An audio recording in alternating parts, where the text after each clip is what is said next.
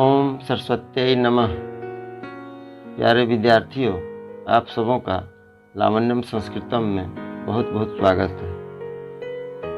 आज विद्यार्थियों, मैं आप लोगों को सुभाषित सूक्ति या सुभाषित वाक्य के बारे में जानकारी उपलब्ध करा रहे हैं। इनको कहीं भी किसी के साथ जब बातचीत करते हैं उस समय इस वाक्य को उसके सामने इसके समक्ष प्रस्तुत करते हैं तो आपका वाचाल शक्ति वाणी में महत्वपूर्ण आश्चर्यजनक सूक्ति का मान बढ़ जाता है। विद्यार्थियों, इसे सदा स्मरण करने का प्रयास करेंगे ताकि बोलचाल की भाषा में इसे या कहीं भाषण देने में भी इसे उपयोग में लाया जा सकता है। विद्यार्थियों, मैं इसके बारे में बता रहा हूँ। छोटा सा सूक्ति है।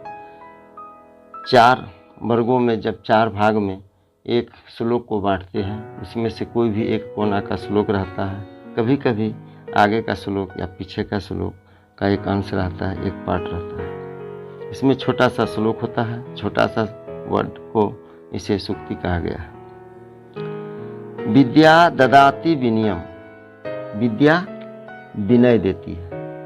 विद्या का फल है विनम्रता। सच्चा विद्वान वही होता है जो विनम्र हो। उदंडता विद्वान का लक्षण नहीं है। विद्या में कहीं कमी होने पर ही कोई मनुष्य उग्र होता है। इसलिए विद्या को कहा गया है विद्या ददाति विनयम। ज्ञानम भारा क्रियाम बिना, बिना क्रिया का ज्ञान भार है। माने जब तक आप अभ्यास नहीं करेंगे, क्रिया नहीं करेंगे तो ज्ञान आपको भार के समान लगता है, भारी के समान लगता है। लेकिन जब इसका क्रिया करेंगे, इसका अभ्यास करेंगे, लोगों को बताएंगे, उसका खर्च करेंगे, विद्यादान करेंगे तो ये भार नहीं लगेगा। ज्ञान की सार्थकता तभी है जब उसकी अनुकूल आचरण किया जाता है। आचरण के बिना कोरा ज्ञान व्यर्थ है। विद्या सर्वस्व भूषणम, विद्या सबों का आभूषण है, सभी चीज़ों का भूषण है। जिसके पास विद्या नहीं है वह एक साधारण मनुष्य नहीं बल्कि मनुष्य के रूप में पशु के समान होते हैं। सभी आभूषण एक समय नष्ट हो जाते हैं, लेकिन विद्या सदा आपके साथ रहने वाला आभूषण है जिसे समाप्त नहीं किया जा सकता है, न समाप्त होता है। आपके पास यदि विद्या है तो आप स्वदेश में, विदेश में, हर जगह कहीं भी आपको सम्मान मिलता है। इसलिए इसे कहा गया है विद्या सबों का आभूषण है। आलस्यम ही मनुष्यानाम शरीरस्थो महान रिपु। मनुष्य का सबसे बड़ा शत्रु उसका आलस्य है।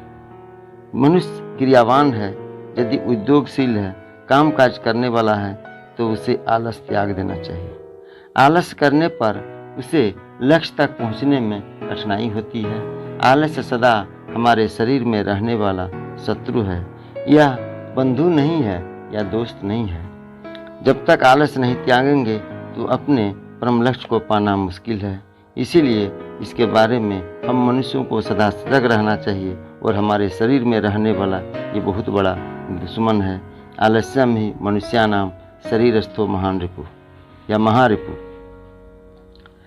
अगला, गुना सर्वत्र पूज्यन्ते।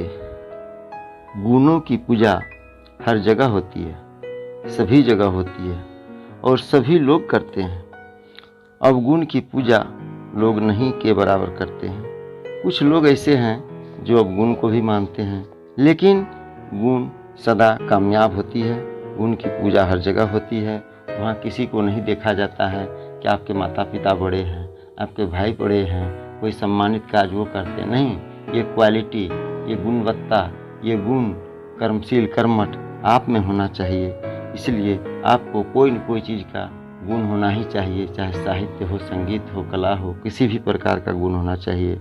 इसलिए गुण की पूजा, गुणों की पूजा हर जगह, हर कोई, हर सभी, हर जगह, हर कोई, हर देश में इसका सम्मान मिलता है, पूजा जाता है। इसलिए गुणा सर्वत्र पूज्यन्ते। वह विवेकः परमा पदाम पदम।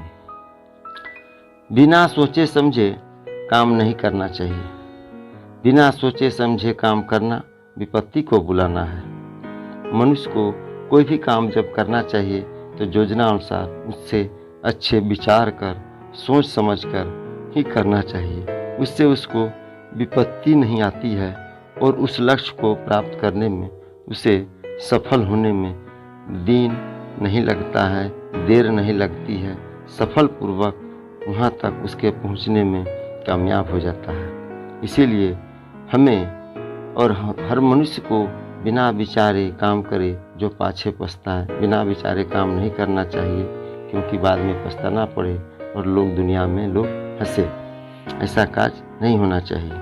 वह विवेकः परमा पदाम पदम, ये महाकवि भारवी ने कहा है।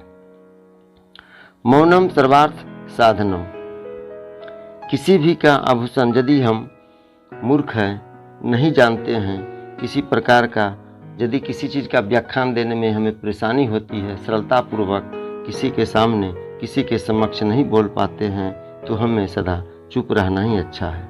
चुप्पी सब काम को बना देती है। चुप्पी सबों का साधन है। चुप्पी या चुपचाप शांत रहना सभी का सबसे बड़ा उपयोगी साधन है, सार्थ है, सहायक है। जिस मनुष्य के पास ये गुण है वही काफ़ी अच्छा, सुंदर है और सर्वमान रहता है। सर्वनाशे समुत्पन्ने अर्धम त्यजति पंडिता। सर्वनाशे समुत्पन्ने, सबों की नाश होने पर, सभी को नाश के उत्पन्न होने पर आधा बचा लिया जाता है, आधा छोड़ दिया जाता है, तो आधा बचाने का प्रयास करना चाहिए। सर्वनाशे समुत्पन्ने अर्धम त्यजति पंडिता, सर्वनाश के विनष्ट होने पर या सर्वस्व जाते समय आधा बचाने का कोशिश करनी चाहिए। देखेंगे आप किसी भी मनुष्य का जब काज करता है तो उसके साथ बहुत कुछ कभी विनाश हो जाता है, विनष्ट हो जाता है। आप देखेंगे जब विनष्ट होने लगा तो ठीक है, विनष्ट हो गया, लेकिन उस पर प्रयास करना चाहिए कि कुछ हम बचा लें। इसीलिए उसको बचाने के श्लोक में कहा ही जाता है, विद्वानों की ये सूक्ति है कि सर्वनाशे समुत्पन्ने अर्धम त्यजति पंडिता। षष्ठे साठ्यम समाचरित, इसे महाकवि भारवी ने स्थान दिया था अपने महाकाव्य में। इसमें जब ये कह रहे थे, इसमें उक्ति द्रौपदी ने युधिष्ठिर को, उसी का एक अंश है ये षष्ठे साठ्यम समाचरित। जो जिस प्रकार करता है उसके साथ वैसा ही व्यवहार करना चाहिए। ये द्रौपदी जी अपने पति युधिष्ठिर जी को कहते हैं कि दुर्योधन जैसा कर रहा है वैसा करना चाहिए। इसी पर यह सूक्ति निकला है और हम मनुष्य को भी यही करना ही चाहिए। षष्ठे साठ्यम समाचरित, यानी जो जैसा करना, कब आपके साथ व्यवहार करता है उसके साथ वह व्यवहार होगा तो वो अपने आप शांत हो जाता है। इसमें आपको किसी तरह का परेशानी नहीं होती है और अगला भी परेशान नहीं होता है, वो भी शांत हो जाता है। वीर भोग्या वसुंधरा, जो वीर होते हैं उसी के लिए पृथ्वी भोगने योग्य होती है। अर्थात जिसकी लाठी उसकी भैंस, अर्थात जिसकी लाठी उसकी भैंस, मतलब हम ताकतवर हैं तो हमारा ही धरती है, हम ही समाज में वर्चस्व बनाएंगे, हम उसको सदा योग्य भोगेंगे। देखेंगे आप इसके बारे में कि जो अपने समाज में वर्चस्व बनाया है, ताकतवर की रखता है, उसे लोग समाज में ताकतवर मानते हैं, तो उसी को कहता है जिसकी लाठी उसकी भैंस। हमारी ताकत है, ये हमारी बल है, हम जो चाहे वो कर सकते हैं। इस पर संस्कृत में कहा गया है वीर भोग्या वसुंधरा। प्यारे बंधुओं, प्यारे बच्चों, आपको यह वीडियो यदि सुंदर लगा, अच्छा लगा, देखने में पसंद आया, सुनने में पसंद आया, इसे लाइक करें, साथ ही साथ सब्सक्राइब करना न भूलें और लोगों के साथ, अन्य लोगों के साथ इसे शेयर करें। धन्यवाद।